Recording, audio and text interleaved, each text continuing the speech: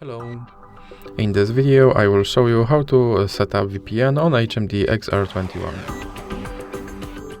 So you have to start by opening your Google Play, then click on search bar and type in Turbo VPN and click search.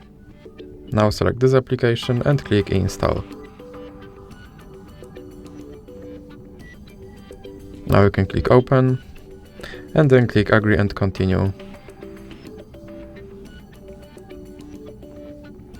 Now you can close this ad, and here click allow, and click consent. Now you can click on this button to start your VPN and click OK.